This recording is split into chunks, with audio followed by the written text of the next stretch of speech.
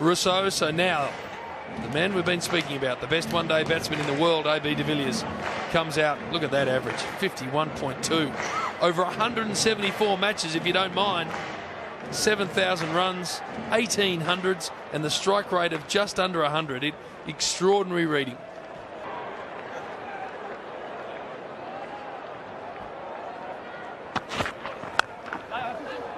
Unique action of getting his hands through the ball with almost a semi-horizontal bat. There's Glenn Maxwell, spoke about the fact that he's been out there before. There's another example of the ball hitting the batsman. I like the fact that George Bailey's got to slip in. He also knows if he can get to Villiers early, probably goes on to win the game. There he goes in the air down the ground, and that is a good boundary. A long-awaited boundary to South Africa. And again, the sign from AB de Villiers. Well, that's going to break the shackles. That's what he does best. Use his feet, creates that bit of room, and then slaps it over mid-off for 4. Beautiful piece of time in there from AB de Villiers.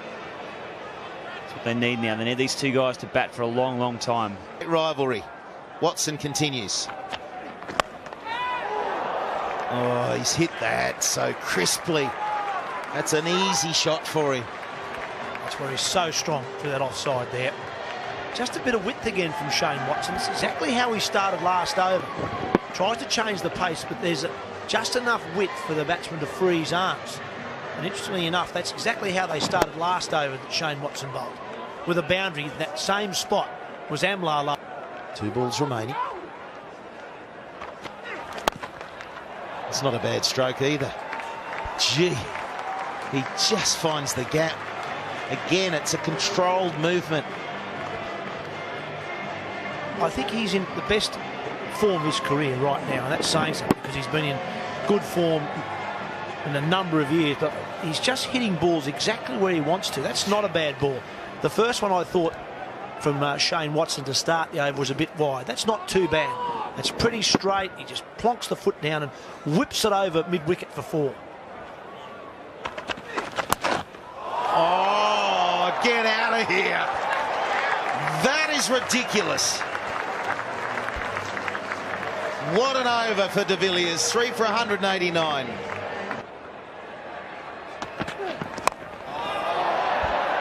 He wants to go that way, and it'll go for 4.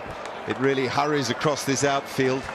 They bring the offside field up, and the players are so good, particularly de Villiers. Mark Taylor highlighted this before play, getting inside out and hitting over the offside.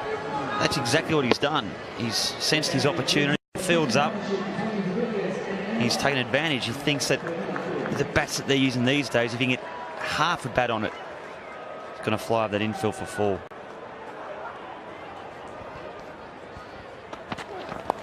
Brilliant. Boy, the work of genius. First one way and then t'other. This is great improvisation. The ball before, he definitely meant to work it over the offside. This one here, a bit of fancy footwork to start with, which Marsh tried to react, and then just beautiful batsmanship skills. Tell you what, paying your money to come watch these guys play today, you've certainly got your money's worth. Soft. That's 4 more. This is a fantastic little onslaught from de Villiers, picking his moment. Marsh just quick enough to still come onto the bat. The field has to be set this way, and de Villiers taking advantage of it. Classy cricket. Well, that's the one before where he got inside. He faked the bowler to think he's going to go outside leg stump, use the pace, and he's meant that. He's meant to go over that sort of point region. He got it probably a little bit finer than what he first thought. This is this looks like the highlights.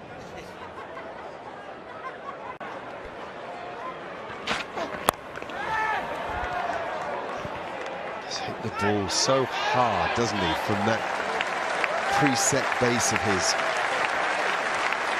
3 for 200 in the pitch hard.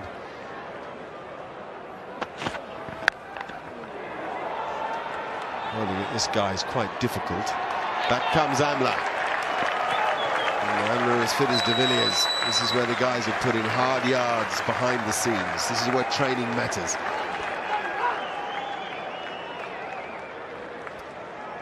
In the second over of the batting power play, I really think AB de Villiers has helped Umler in a lot of ways by coming in and being busy, being able to rotate the strike. Umler went through a difficult patch where his strike rate slowed a little bit. 3 men outside the circle, then batting power play. That's 50 for AB de Villiers. It's a sparkler of an innings, and it's one that matches Steve Smith's earlier today. If you like, it cancels it out. 50 and 32 balls, 6 fours and a 6, and a job left to do here at Manuka. Gee, that's a good dig. That's why he's not too impressed. He's just a little raise of the bat. Job's only half done here. 32 balls. It's 2 run-out chances, and that half chance is a catch. That's out. That's out. Yep. So, does he review it? I think he does. I think given the importance of the moment, the importance of the man, the importance of this decision might define the match. Let's listen to the umpires. Gavin, we have an LBW review. Front foot, followed by spin vision. Thank you.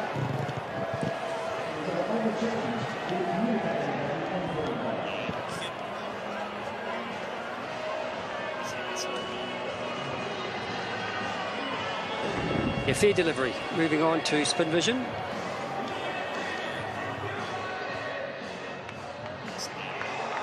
Doesn't look like any bat involved, but can we have hot spot, please?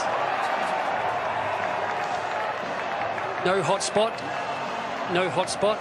Can we move on to eagle eye, please? Pitching. Impact in line. Hitting the wickets. All 3 reds. Back to Simon. Stay with your decision, Simon. Waiting on screen. You're on screen now. Make your decision. Well done. We've heard the process. Thanks, we've seen the finger. Kane Richardson has had a good comeback from a difficult start. He has the biggest fish of all. It's 4 for 224.